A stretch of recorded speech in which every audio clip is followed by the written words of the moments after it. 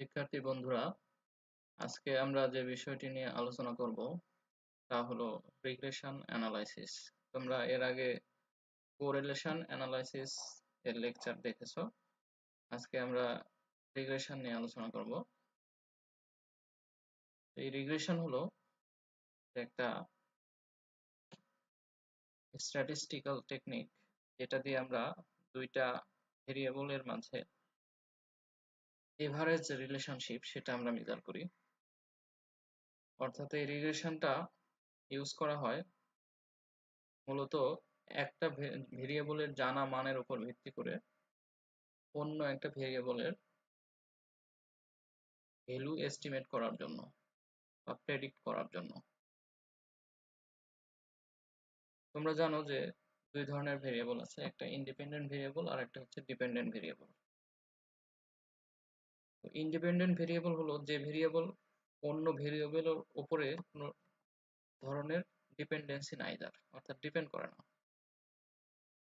আর dependent variable হলো যে ভেরিয়েবলটা অন্য ভেরিয়েবলের উপরে ডিপেন্ড করে, সেটাকে আমরা ডিপেন্ডেন্ট ভেরিয়েবল বলি।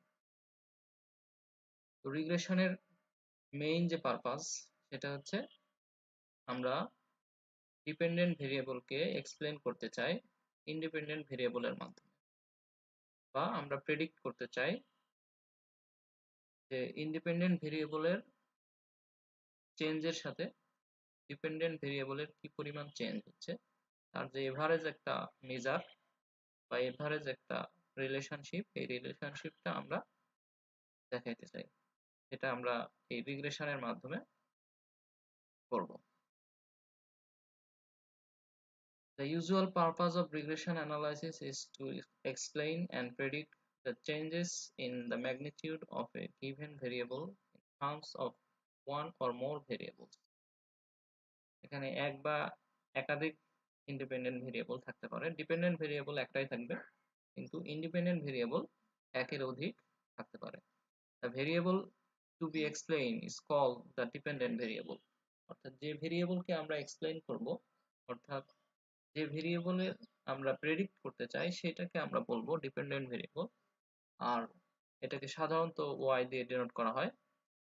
and remaining variables are known as independent or explanatory variables, usually denoted by, এগুলোকে ডিনোট করা হয় সাধারণত x1 x2 xk দ্বারা। অর্থাৎ k সংখ্যক যদি ইন্ডিপেন্ডেন্ট ভেরিয়েবল থাকে তাহলে x এর মান 1 থেকে k পর্যন্ত হবে।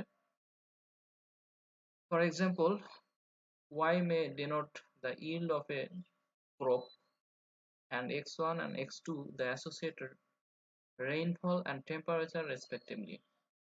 আমরা ধরে নিলাম যে y টা হলো একটা যে কোনো একটা ফসলের উৎপাদন, আর x1 হলো রেইনফল, আর x2 হচ্ছে temperature.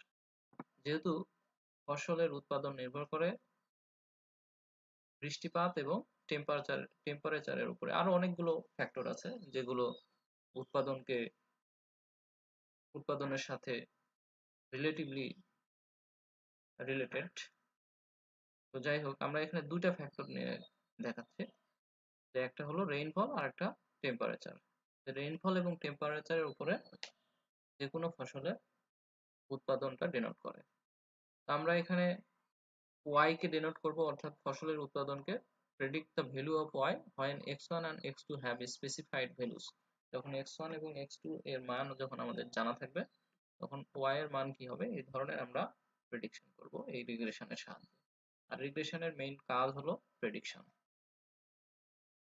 What do you mean by linear regression? Linear regression বলতে আমরা কি? লিনিয়ার রিগ্রেশনটা হলো, অলরেডি এটা বলা হয়ে গেছে, রিগ্রেশন যেটা মূলত লিনিয়ার রিগ্রেশনটাকেই বোঝায়। The average relationship between two or more variables in terms of original units of data.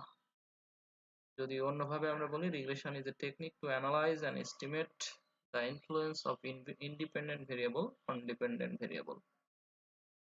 মানে এটা এমন একটা টেকনিক যেটা দিয়ে আমরা অ্যানালাইজ করি এবং এস্টিমেট করি ইন্ডিপেন্ডেন্ট ভেরিয়েবলের ইনফ্লুয়েন্স, প্রভাবটাকে অন ডিপেন্ডেন্ট ভেরিয়েবল, ডিপেন্ডেন্ট ভেরিয়েবলের উপরে কি পরিমাণ প্রভাব ফেলে, ইফেক্ট ফেলে, সেই ইফেক্টটাই আমরা মেজার করি রিগ্রেশনের সাহায্যে। If the dependent variable depends only one on one explanatory variable, অর্থাৎ যদি শুধুমাত্র একটা ভেরিয়েবলের উপরে ডিপেন্ড করে তাহলে এই যে রিলেশনশিপটা যে স্টেট লাইনের মাধ্যমে আমরা প্রকাশ করি সেই স্টেট লাইনকে আমরা বলবো লিনিয়ার রিগ্রেশন। এবং এটাকে সিম্পল লিনিয়ার রিগ্রেশনও বলা হয় যদি মাত্র শুধুমাত্র দুইটা ভেরিয়েবল এর মধ্যে রিগ্রেশন হয়, একটা ডিপেন্ডেন্ট ভেরিয়েবল আর একটা ইন্ডিপেন্ডেন্ট ভেরিয়েবল। এখানে একটা এক্সাম্পল তোমরা দেখতে পাচ্ছ যে y equal to alpha plus beta x plus e. এখানে আলফা এবং বিটা, আলফাটাকে বলা হচ্ছে ইন্টারসেপ্ট টার্ম। যেমন তোমরা সাধারণত ম্যাথমেটিক্স এর ক্ষেত্রে জিওমেট্রির স্ট্রেট লাইনের ইকুয়েশন দেখে থাকো যে y is equal two mx plus c। ওই যে সিটা হচ্ছে ইন্টারসেপ্ট টার্ম। ঠিক একই রকম এখানে আলফা হচ্ছে ইন্টারসেপ্ট যেটা কনস্ট্যান্ট, এবং বিটা হচ্ছে রিগ্রেশন কোএফিসিয়েন্ট বলা হয়। এখানে বিটাটাকে বলা হয় রিগ্রেশন কোএফিসিয়েন্ট বা রিগ্রেসর। যদি শুধুমাত্র ওয়াইটা একটা ভেরিয়েবলের উপর ডিপেন্ড করে তখন আমরা সেটাকে বলি সিম্পল রিগ্রেশন বা সিম্পল লিনিয়ার রিগ্রেশন। ঠিক একইভাবে যদি regression,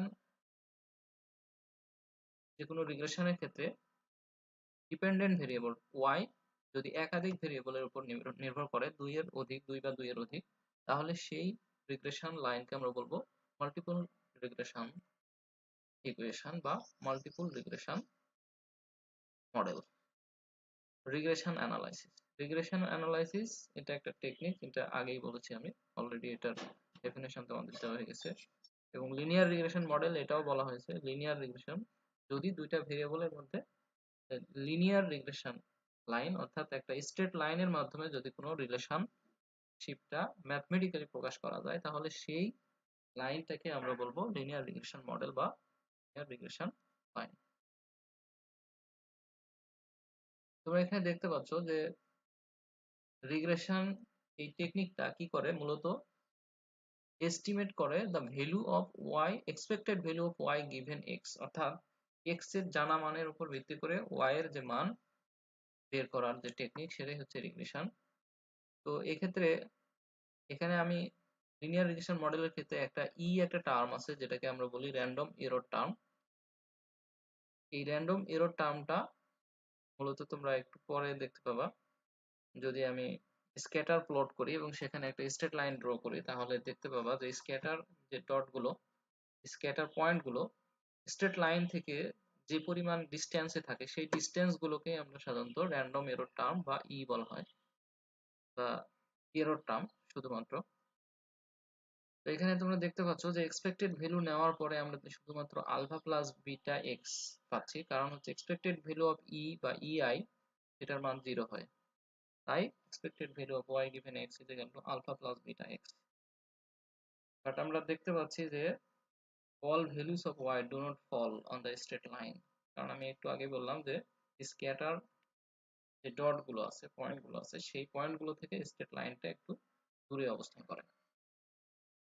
They are deviating among values of y and expected value of y given x. This deviation is measured by quantity e, where e is equal to, আমরা যদি এখান থেকে e এর মানটা বের করি তাহলে y minus expected value of y given x। তো expected value of y given x এর মান যদি আমরা বসাই দেই y minus alpha minus beta x,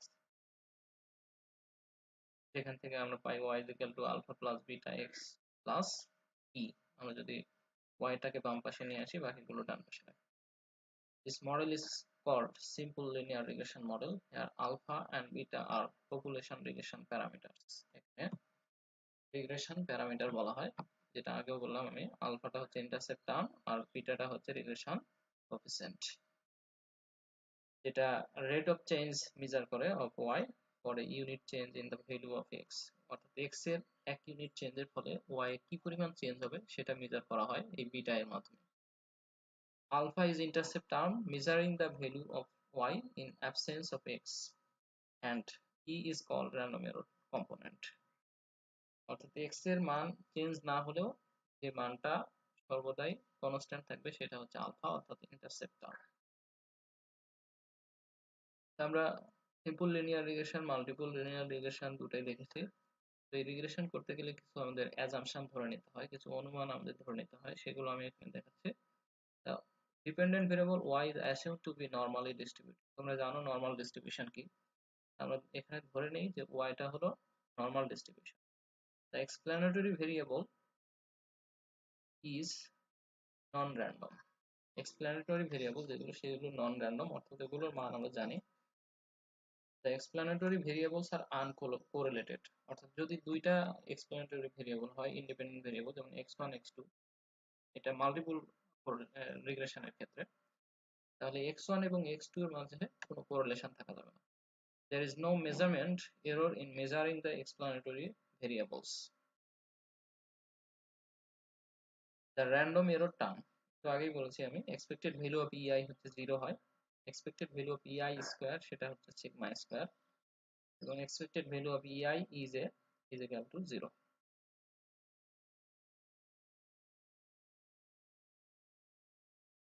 এখন আসি আমরা হোয়াট ইজ স্ক্যাটার ডায়াগ্রাম। এটা আমি কোরিলেশনের ক্ষেত্রেও তোমাদের দেখিয়েছিলাম যে দুইটা যদি ভেরিয়েবল থাকে, একটা বিএমআই আর একটা হচ্ছে এস। এস কত হলে বিএমআই কত থাকা উচিত, এই যে বিএমআই এবং এজ এর মধ্যে যে রিলেশন, এর কিছু ডেটার এখানে প্লট করা হয়েছে। আমি যদি এখানে একটা স্ট্রেট লাইন টানি, একটা স্ট্রেট লাইন যদি টানি যেটা দিয়ে মানে সবগুলো ডট পয়েন্ট গুলো যে স্ট্রেট লাইনের কাছাকাছি থাকবে, তাহলে এই যে স্ট্রেট লাইন থেকে বাকি যে পয়েন্ট গুলো থাকবে, যেটা স্ট্রেট লাইনের উপরে থাকবে না, এই পয়েন্ট গুলোই হচ্ছে আমাদের র্যান্ডম এরর টার্ম, বা যেটাকে ইআই বা ই দিয়ে আমরা ডিনোট করেছি মডেলে। ইউজেস অফ স্ক্যাটার ডায়াগ্রাম, তোমরা এগুলো দেখে নিবা স্ক্যাটার ডায়াগ্রাম কোন কোন ক্ষেত্রে ইউজ করা হয়। এখানে একটা এক্সাম্পল দিয়েছি, for example to display a link between a person's lung capacity and how long that person could hold his or her breath, a researcher would choose a group of people to study, then measure his one's lung capacity for first variable and how long that person could hold his or her breath second variable. এখানে দুটো variable, এই দুটো ভেরিয়েবলের যদি আমরা একটা graph পেপারের উপর যদি প্লট করি, তাহলে এখানে যে প্লটটা আমাদের শো করবে স্ক্যাটার প্লট, সেই এই ধরনের একটা স্ক্যাটার প্লট শো করবে। এরকম ক্ষেত্রে আমরা স্ক্যাটার প্লটের মাধ্যমে এটাকে রিপ্রেজেন্ট করতে পারি। এখানে আরেকটা কোশ্চেন আছে, distinguish between correlation and regression. তোমরা দেখলে বুঝতে পারবা, বাসায় পড়ে নিবা এগুলো। তো আজকে এই পর্যন্তই। আমরা সামনের দিন রিগ্রেশন মডেলের যে প্যারামিটার আলফা এবং বিটা, এই প্যারামিটার গুলো কিভাবে এস্টিমেট করা যায় সেটা আমরা আলোচনা করব। আজকে এই পর্যন্তই। সবাই ভালো থাকবে, সুস্থ থাকবে, এই আশাবাদ ব্যক্ত করে শেষ করছি। আল্লাহ।